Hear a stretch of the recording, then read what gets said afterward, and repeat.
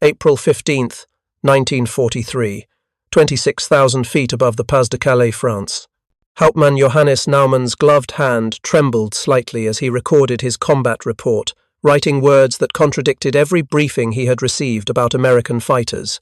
The new American machine defies all principles of aerodynamic design. Aircraft this heavy should not fight effectively, yet it destroyed 4 of our FW-192s in 6 minutes without loss. Through his gunsight minutes earlier, Naumann had watched something that violated every law of aerial combat as the Luftwaffe understood it. A massive American fighter, easily twice the weight of his nimble Focke-Wulf, had refused to turn with his squadron's attack, instead diving away at impossible speed, then climbing back above them, then diving again with 8 machine guns hammering. 4 German pilots dead in 6 minutes. The Americans hadn't even slowed down. Naumann had been flying combat missions since 1939. He held 23 confirmed victories. He knew aircraft, knew their limits, understood the principles of fighter combat. Wing loading, power-to-weight ratio, roll rate, turn radius. Every formula said the massive American machine should be helpless against the Luftwaffe's fighters. Yet, the formulas were wrong. The Americans had built something that shouldn't work, but dominated the sky absolutely. As Naumann's Flaf 190 limped back to base trailing smoke from 50 caliber hits, he understood that aerial warfare had fundamentally changed. German fighters could no longer dictate the terms of combat. What none of them knew was that this moment represented just the beginning of the P-47 Thunderbolt's systematic destruction of Luftwaffe capability through overwhelming force. The collapse of German air superiority had begun not with a single battle, but with the arrival of an aircraft that rewrote the rules of fighter combat. The shock had started building weeks earlier during the aircraft's first operational appearances over Europe. On March 10, 1943, the 4th Fighter Group flew the P-47's first combat mission, a sweep over France.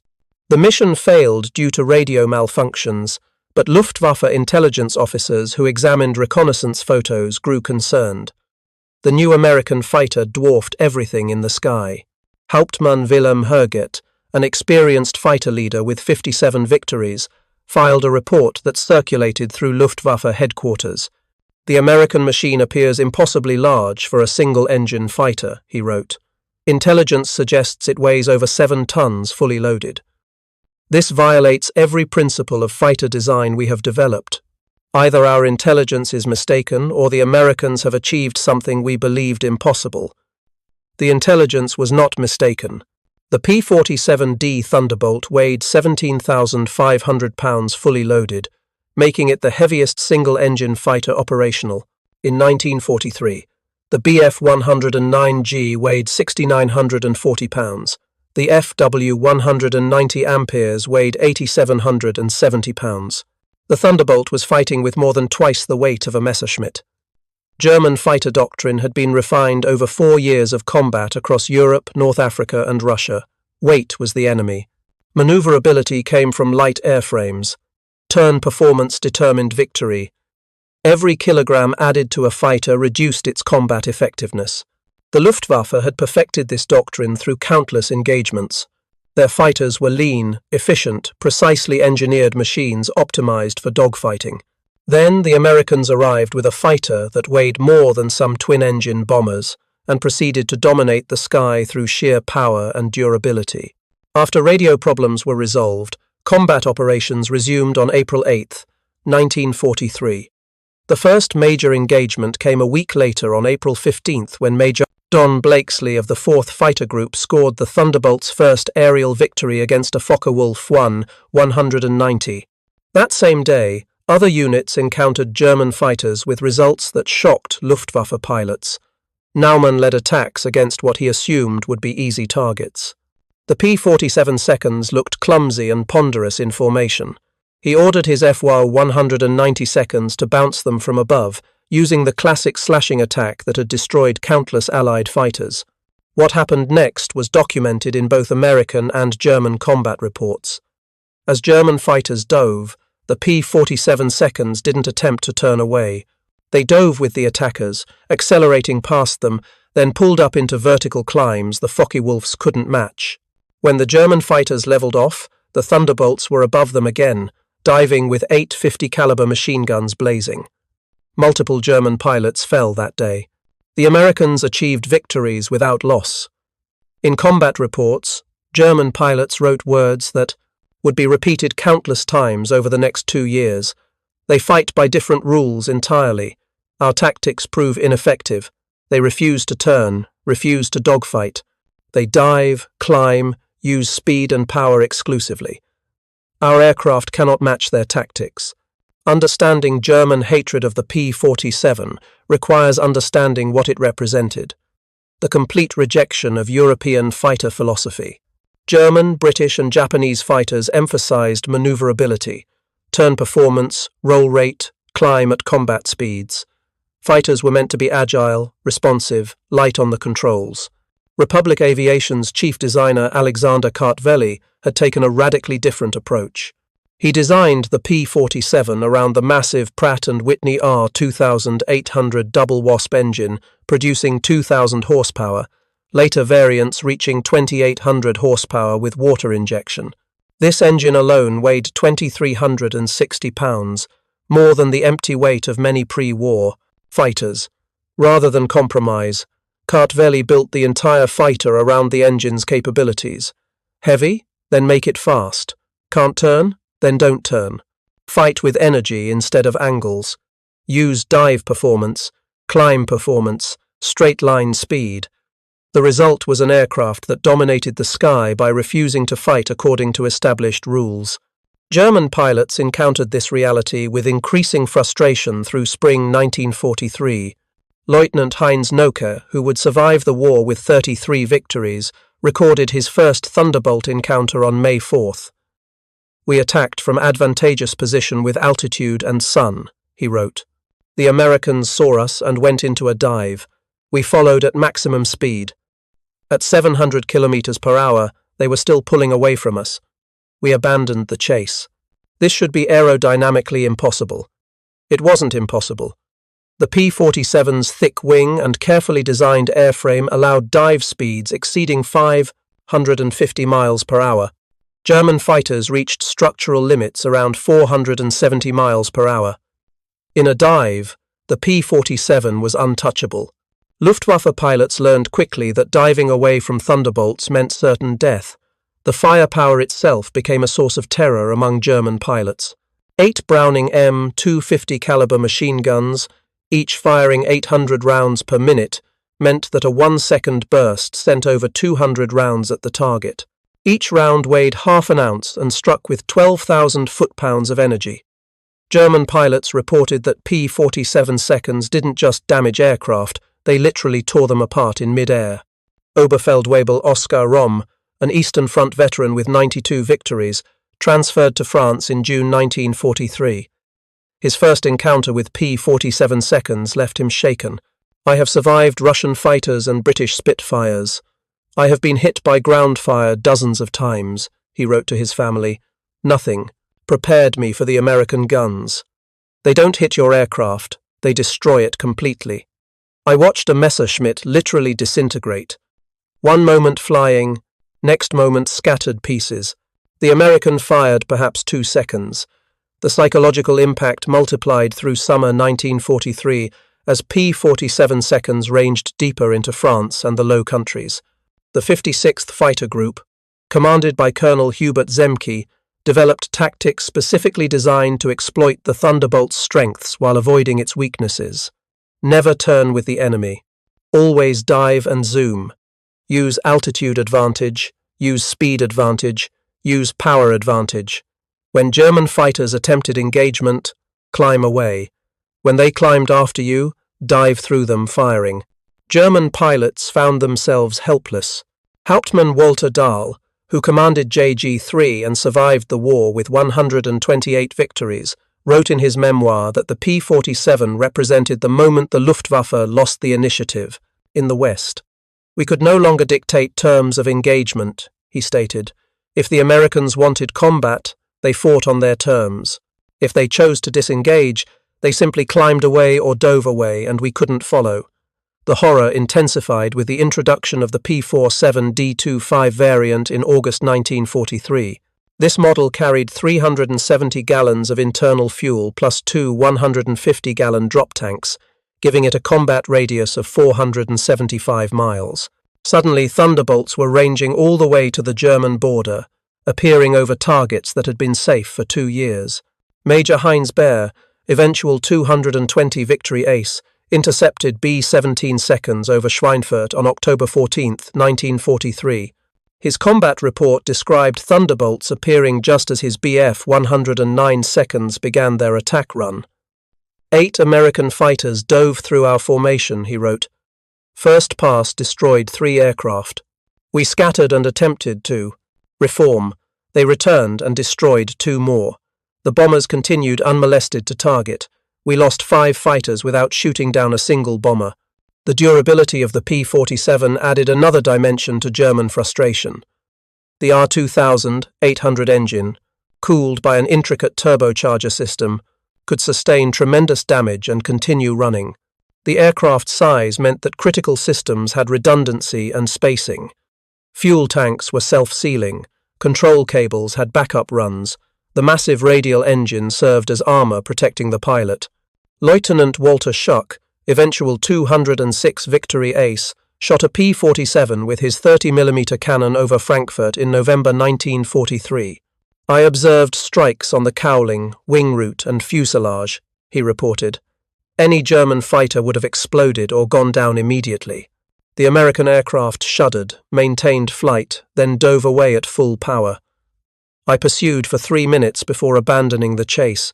It was still flying when I lost visual contact. American damage reports later found in archives showed that P-47 had taken 37 hits from 20 and 30mm cannon fire and returned safely to England with all major systems functioning. This resilience broke German pilot morale. Shooting an enemy aircraft meant nothing if it didn't go down. Pilots expended precious ammunition, took risks maneuvering into firing position, scored solid hits, and watched their target fly away. Meanwhile, if a P-47 hit a German fighter, that fighter was finished. The ground attack capability added yet another layer of hatred. From December 1943 onward, P-47 seconds increasingly flew fighter-bomber missions, carrying 2,500 pounds of bombs or 10 5-inch rockets. Thunderbolts that had just finished destroying Luftwaffe fighters would then proceed to strafe trains, trucks, tanks and airfields. German soldiers on the ground learned to fear the sound of the R2000 800 engine. Unteroffizier Karl Fuchs, a tank commander who survived the Normandy campaign, wrote in his diary about a P-47 attack on his column in June 1944. 8 of them came out of the clouds with bombs and rockets, he recorded. One pass destroyed 9 vehicles. They returned with machine guns and destroyed another 6 vehicles, killing perhaps 30 men. The entire attack lasted 3 minutes. We were helpless. By early 1944, the P-47 D-25 and D-30 variants equipped American fighter groups throughout England.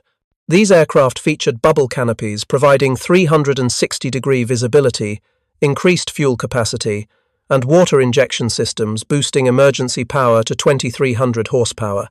At this power setting, the Thunderbolt could climb at 3,500 feet per minute and reach 433 miles per hour at 30,000 feet.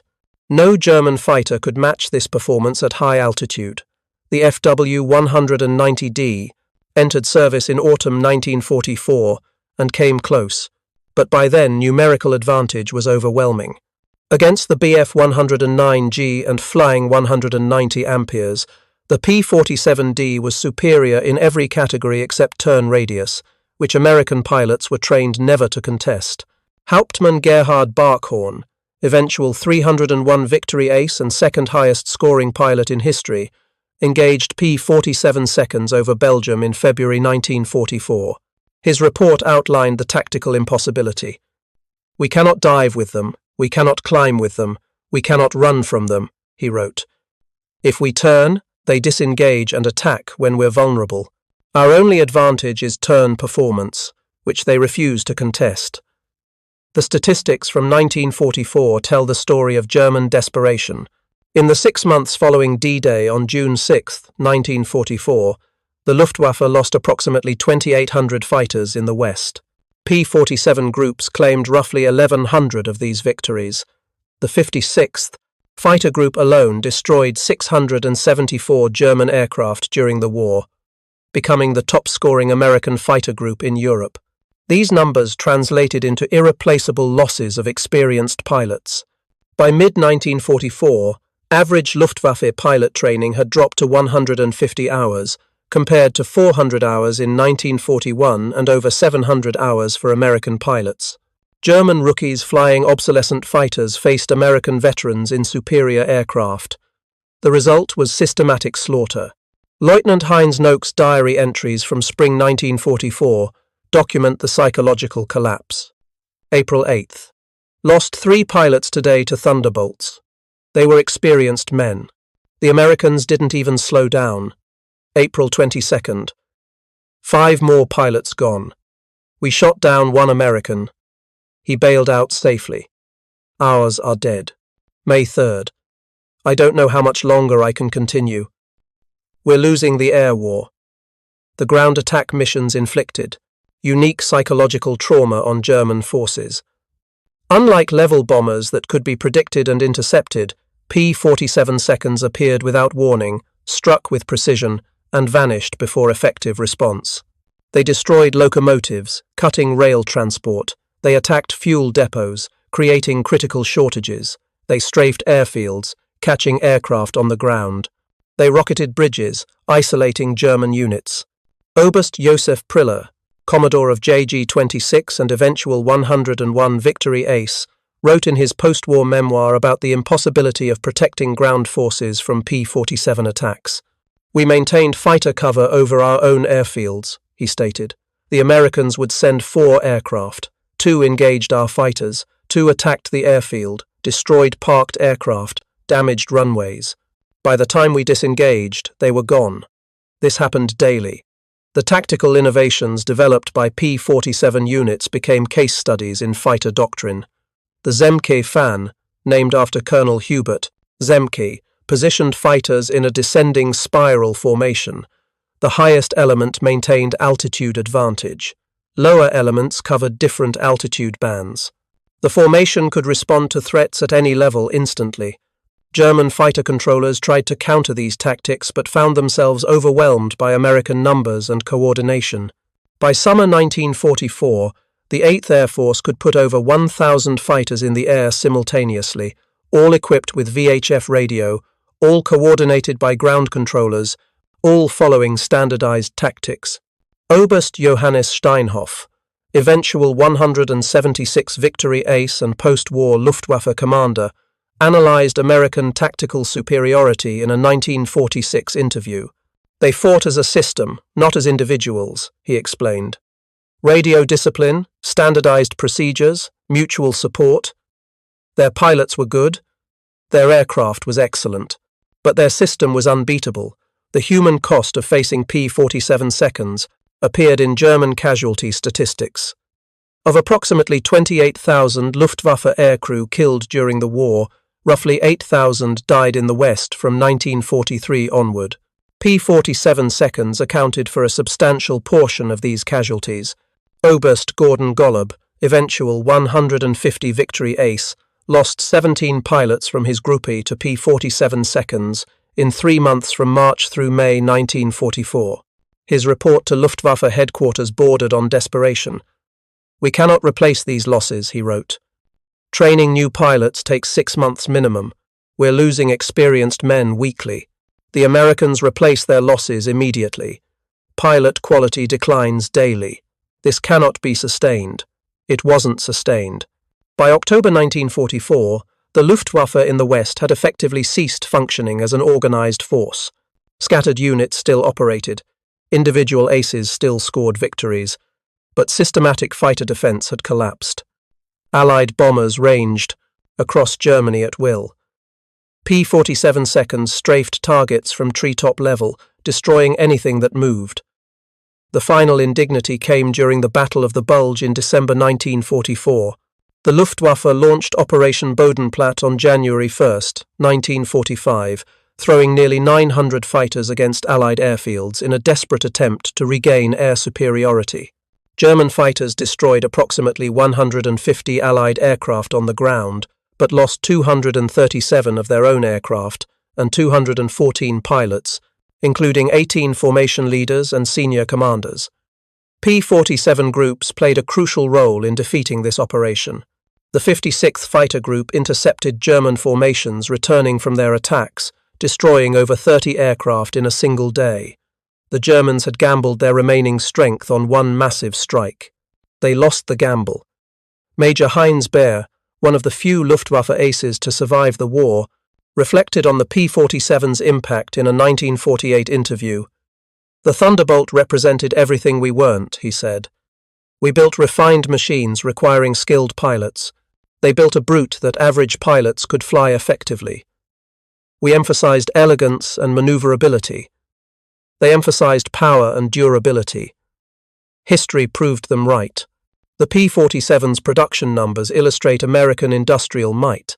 Republic Aviation built 15,683 Thunderbolts between 1941 and 1945. At peak production, Republic's Farmingdale and Evansville plants delivered over 600 aircraft monthly. This single type represented more fighters than Germany's entire production of all types during the same period. German pilots knew these numbers and understood their implications. Every P-47 destroyed was replaced within days. Every German fighter destroyed represented an irreplaceable loss. America could. Germany couldn't. Post-war analysis revealed that P-47 seconds flew 546,000 combat sorties in Europe, more than any other Allied fighter type. They destroyed 3,752 German aircraft in air combat and another 3,000 on the ground. They dropped 132,000 tons of bombs and fired 135 million rounds of 50 caliber ammunition. They destroyed 86,000 railroad cars, 9,000 locomotives, 6,000 armored vehicles, and 68,000 trucks. Each destroyed locomotive meant supplies not delivered. Each destroyed truck meant troops not reinforced. Each destroyed aircraft meant one less defender. The cumulative effect strangled German military capability. German engineer Kurt Tank, designer of the FW-190, examined a captured P-47 inches early 1945. His assessment, preserved in post-war documents, acknowledged American engineering achievement. "They built an ADR, aircraft we would never design," he wrote. "Too heavy, too large, too complex by our standards. Yet it worked magnificently in combat. They understood that absolute performance mattered less than combat effectiveness. The Thunderbolt's influence extended beyond its combat record into post-war fighter design. Power over finesse, durability over lightness, systems redundancy over minimalism, range over point performance. These principles became fundamental to American fighter design. The F-15 Eagle, developed 30 years later, embodied Thunderbolt philosophy in supersonic form. For German pilots who survived, the P-47 remained a source of respect mixed with bitterness. They had flown courageously in inferior aircraft against overwhelming opposition. Those who survived carried memories of an aircraft they couldn't defeat, designed by an enemy they had underestimated. The hatred wasn't personal. German pilots respected their opponents as fellow aviators. The hatred was professional, directed at an aircraft that nullified German tactical doctrine, survived damage that should have been lethal, and appeared in numbers that made victory impossible. The P-47 Thunderbolt represented the moment the Luftwaffe realized it had lost the air war. American production capacity, design innovation, tactical doctrine, and strategic vision combined in the Thunderbolt to create an aircraft that couldn't be defeated by courage or skill alone. German pilots possessed both in abundance. They lacked the industrial base, the resources, and the doctrine to counter American air power effectively. The final flights of P-47 seconds in Europe came in May 1945, escorting reconnaissance missions over a defeated Germany. The aircraft that had terrorized the Luftwaffe for 2 years flew over silent airfields, destroyed cities, and surrendered armies. The war they had helped win was finished.